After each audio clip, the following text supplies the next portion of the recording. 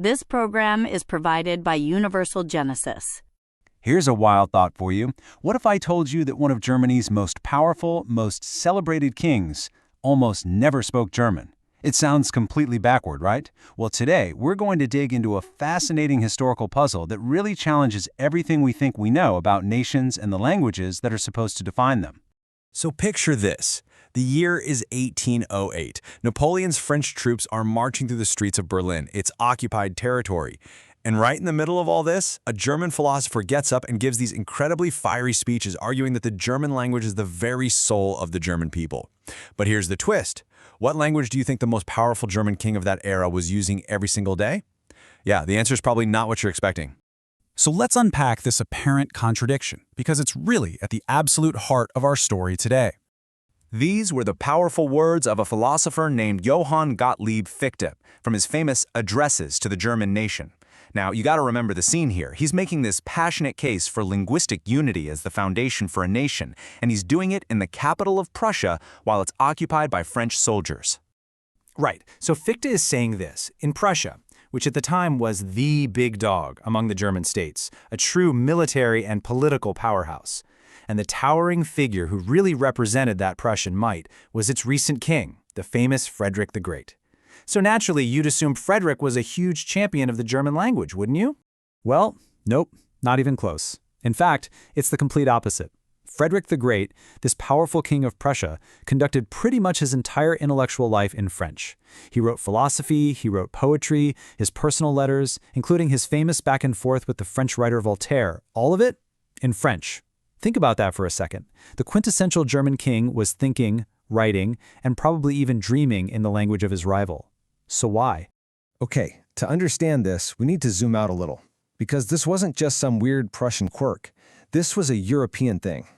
Back in the 18th century, if you walked into almost any royal court, from Madrid all the way over to St. Petersburg, the language of high society, of diplomacy, of culture, it was French. Frederick the Great wasn't an outlier at all. He was just following the aristocratic norm. French had become what we called the lingua franca of Europe, and that's just a fancy term for a common language that people from different places used to communicate. It was the essential tool that connected the continent's entire ruling class. So, why French? Well, it boils down to two big reasons. First, the old lingua franca Latin was kind of fading away from daily life. People still used it for serious academic writing, but it wasn't really a living, conversational language anymore. Second, you had the France of King Louis XIV, which was the undisputed cultural superpower of Europe. The court of Versailles set the standard for everything. Speaking French just became the ultimate sign of being educated and sophisticated. And all of this created a linguistic world that's very different from the one we know today. It was a society with these distinct, stacked layers of language. You can think of it like a four-tiered hierarchy. At the very top, for deep, heavy scholarship, you had Latin. Just below that, for international high society, you had French. Then you had the various regional languages that people used in cities and towns, and at the very bottom were the countless local dialects spoken by most people out in the countryside. An educated person might have had to navigate all four of these layers. Now, within this really complex system, the German language was facing a pretty unique and fundamental challenge.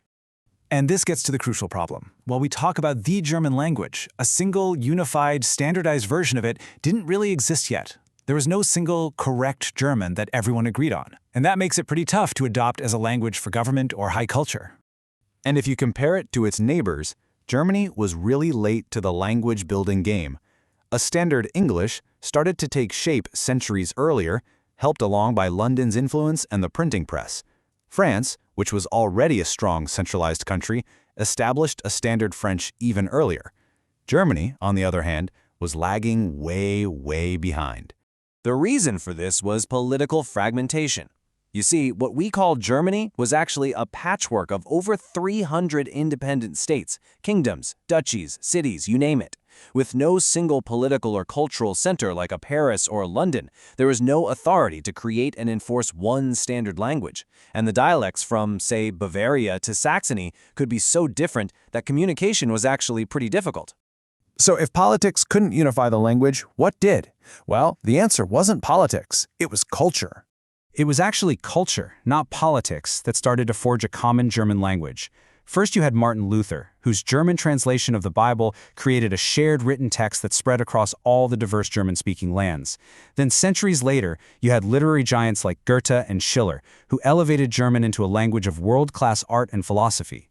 And finally, you have the Grimm brothers, who traveled all over collecting folk tales, preserving what they saw as the authentic, shared soul of the German people. And this brings us right back to our philosopher Fichte, speaking in occupied Berlin. Because with all this context, his words suddenly take on a whole new meaning. When Fichte said this, he wasn't just stating some nice cultural fact. He was making a radical political demand. He was arguing that this shared culture, this shared language that was being built by writers and thinkers, that should be the basis for a brand new political reality, a single unified German nation. And you have to realize just how revolutionary this idea was. For centuries, states were defined by which family was in charge, by ruling dynasties, and by religion. Fichte was proposing a completely new formula. A shared language unites a people, those united people form a nation, and a nation has the right to its own state. This was basically the blueprint for modern nationalism. So Fichte's speech wasn't just a protest against French soldiers in Berlin. It was an intellectual declaration of war on the entire old European order. An order where a German king could write in French without a second thought. It was a call to tear down that whole four-tiered system and build a new world of nation-states, each with one people, one language, and one government. That whole journey, from a king's French pen to a philosopher's call for a German nation, it reshaped Europe and the entire world. It championed an idea that would define the next 2 centuries. And it leaves us with a really vital question for our own time. If a shared language was once the essential glue of a nation, what defines it today in our much more globalized and interconnected world? This program is provided by Universal Genesis.